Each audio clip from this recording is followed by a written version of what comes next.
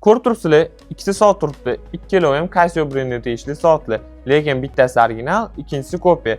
Hozir men sizlarga originaldan kopiyasini ajratib beraman. Bunisi original hisoblanadi, bunisi kopiya. Originaldan kopiyani nimadan ajrataman degan bo'lsangiz, birinchisi remishokni ajratsanglar bo'ladi.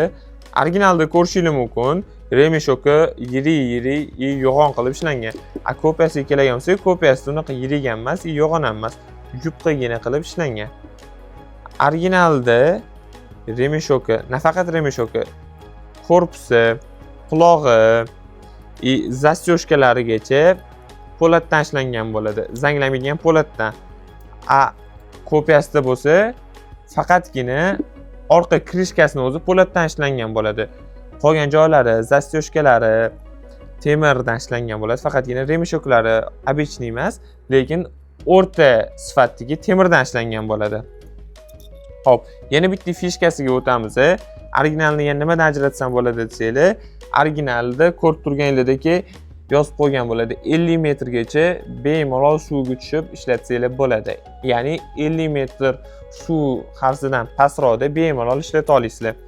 Kopiyasida ham xuddi shunaqa yozib qo'ygan-ku deydigan bo'lsanglar, kopiyasida yozib qo'ygan, to'g'ri, lekin kopiyasida даже basseynga solish ham tavsiya berilmaydi. Faqatgina qo'l yuvayotgan paytingizda suv tegadigan bo'lsa, ichiga kirmaydi. Shu narsasiga garantiya berishligi mumkin.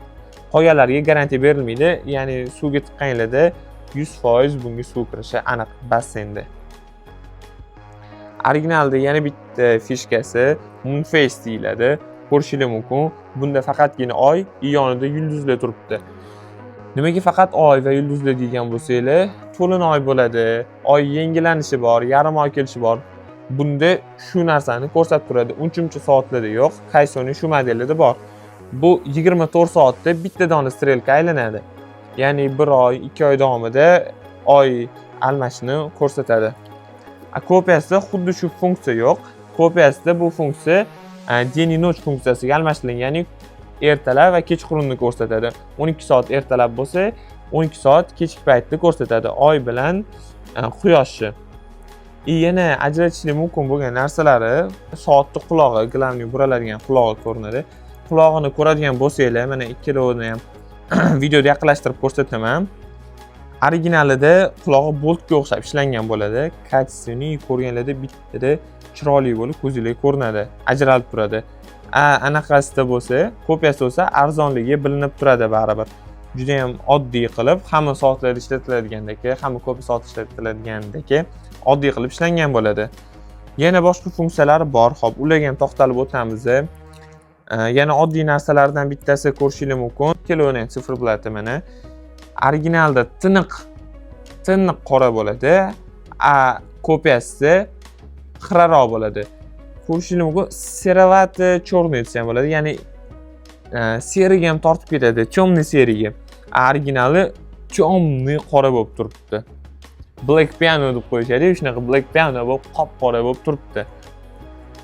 Yana ko'rishingiz mumkin, oddiy o'zining sifirlatidagi mana terilgan o'zini bukvalari, o'zining soatlari, strelkalari ham juda ham kачественный narsalardan, ya'ni kачественный detallardan ishlangan.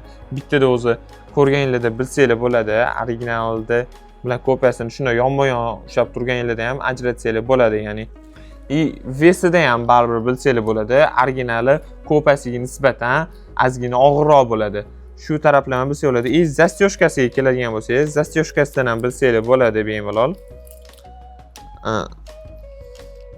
Zastyoshkasi kopiyasi qanaqadir arzoni bukiladigan metallda ishlanganga o'xshaydi. Originalda ko'rishingiz mumkin.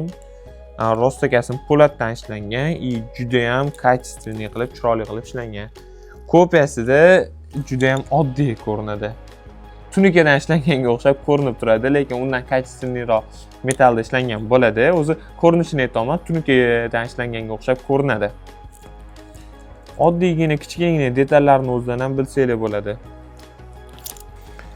Lekin eslatib o'taman, ikkalovida ham bor funksiyalarning hammasi ishlaydi.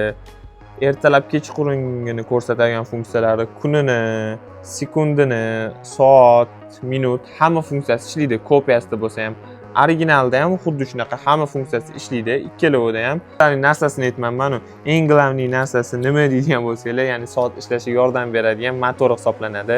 Originalda yaponskiy Miyota motor ishlatiladi. Kopiyasiga keladigan bo'lsak, kopiyasi oddiy Xitoy motori ishlatilinadi. Xitoy motor bo'lgani bilan ham yaxshi ishlab beradi.